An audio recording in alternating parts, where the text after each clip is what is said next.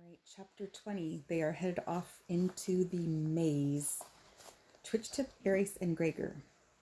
Guided by what she remembered of the labyrinth before her nose was injured, Twitchtip led Gregor and Aries through the maze. Almost at once, the tunnel began to divide. Some paths led to intersections that branched off into 4 or 5 directions. Others twisted around like a corkscrew so that it took 10 minutes to cover the distance you could have walked in one if the path had been straight. As they moved further into the maze, the tunnel became even more unpredictable. A narrow passage they could barely squeeze through would suddenly open onto a huge cavern that in turn would lead to an obstacle course of boulders. It was hardest on Aries since most of the journey had to be made on foot. He hopped along, fluttering, taking tiny, rapid bat steps in the tighter passages and opening his wings with relief when they reached the larger spaces. There was no rats. They must have witnessed your sister's fate, said Twitchtip. The Gnarrs think they have defeated you, and the Bane is safe. But eventually one will get your scent, and then the fight begins. They drove themselves forward for about an hour, then stopped to catch their breath. You can remember all of this just from what you smelled from the tankard? Gregor asked Twitchtip. Well, that, and the fact that I'm more familiar than most with the labyrinth. I lived here for about a year after I was banished, panted Twitchtip. She was not doing well. The bandage on her nose and tail stump were soaked with blood, and her eyes had a hot, feverish look. I thought you lived in the Deadlands, said Gregor. Not at first. I hid in a cave down by the tankard. The rats never came there because of the serpents. It wasn't ideal, but it offered more protection than the Deadland. Then one day I dozed off, gathering mushrooms, and a patrol saw me. I had to run, and the only place left was the Deadland, said Twitchtip. I didn't speak to a soul for years. Then I realized there was another rat around. Ripred, said Aries. He let me stay in his nest sometimes, if he was gone. You've been near there. It's where you first spoke to him, said Twitchtip. Now he has a whole band of rats, but I can only stay, he says, if I help you find the Bane, said Twitchtip. Otherwise, I'll be on my own again. This fear seemed to rouse her. We have to keep moving. As they took off again, Gregor found himself thinking of Ripred. Letting Twitchtip stay near him in the Deadland, letting her use his nest and join his pack, these could almost seem like acts of kindness. But were they? Everything was conditional on Ripred getting something back from Twitchtip. Ripred knew he could use her, and that the incredible nose. Twitchtip was desperate to belong somewhere again. They had mutual need, like Ripred and Gregor did. For Twitchtip, like Gregor, the question would be what would happen when the need ran out. Or he was being too hard on Ripred. He seemed to be friends with Vicus and Sullivan. There had been moments when Gregor thought he'd sensed a genuine compassion in the rat, behind the sarcasm and snarkiness. Maybe things were more complicated for Ragers. They certainly were for Gregor. Twitchtip began to stumble, and Gregor could see she was about to give out. She lost her footing one last time, fell on her belly, and did not get up. He squatted down beside her. Her breathing was rapid and shallow. I can't go on, she said. It doesn't matter. I'm at the end of my scent map anyway. Ahead, the path splits in 3 directions. Your guess is as good as mine, she said. Are we supposed to just leave you here? Said Gregor. I'll rest a while. If the rats don't find me, I may be able to make my way back to my old cave. But you have to move forward now. You are close to the Bane. I know it. The rats will smell you. Go, go, she gasped. Gregor pulled out a hunk of meat and some stale bread for her. What was there to say? Fly you high, Twitchtip? She laughed, and blood dripped from the bandage on her nose. You don't say that to rats. What do you say in a situation like this? Asked Gregor. Like this? Run like the river, said Twitchtip. Run like the river, Twitchtip, said Gregor.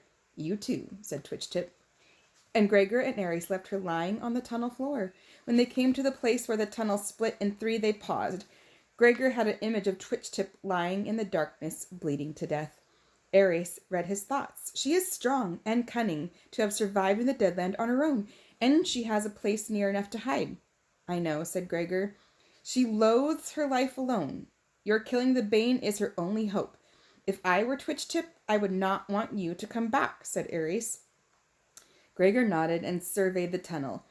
Which one looks good to you? The one on the left, said Ares. They followed it for a while, hit another corkscrew, and somehow wound up back at the stop where the 3 tunnels met. On further reflection, I favor the right, said Ares. They took the right tunnel, and within 5 minutes had reached a dead end and retracted their steps to the opening. I think you should choose, said Ares.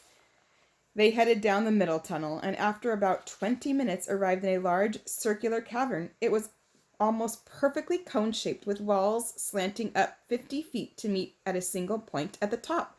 Around the base, at least a dozen tunnels led out from it, like the spokes of a bicycle wheel.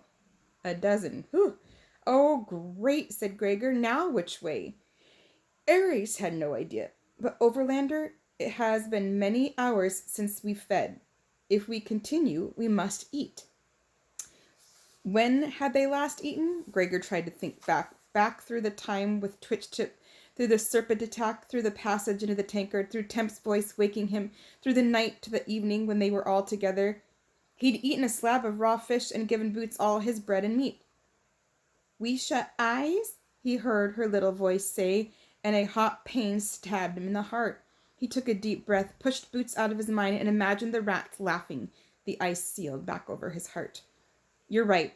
We have to eat, Gregor said, and opened the pack.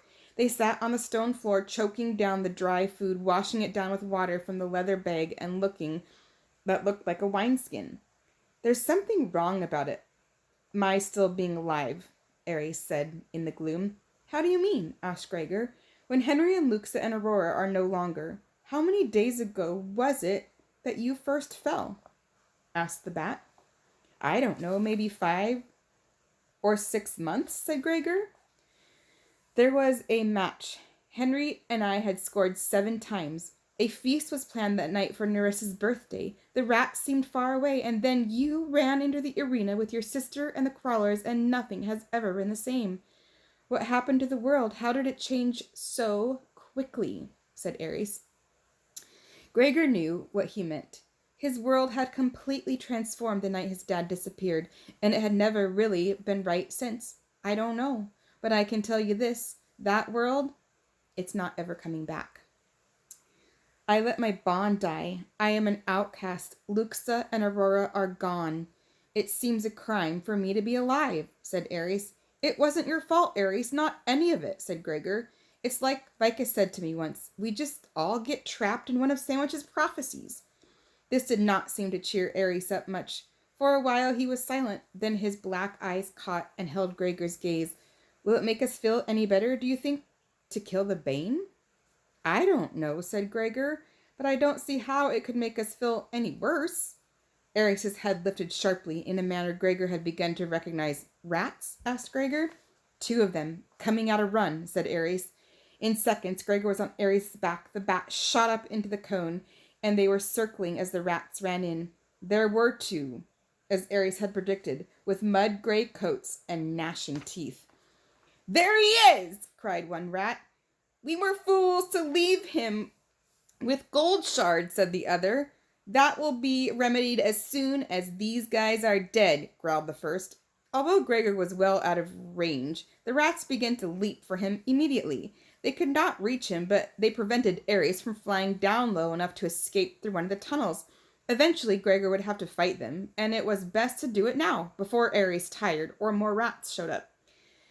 As he pulled the sword from the strap on his pack, the rager sensation began. He didn't fight it this time. The rats broke up into fragments in his vision, as if he were looking at the reflection in a shattered mirror, but only certain parts were lit. He caught a glimpse of an eye, a spot under a raised paw, a neck, and somewhere in his brain he understood that these were the targets.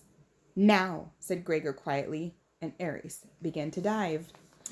End of chapter 20.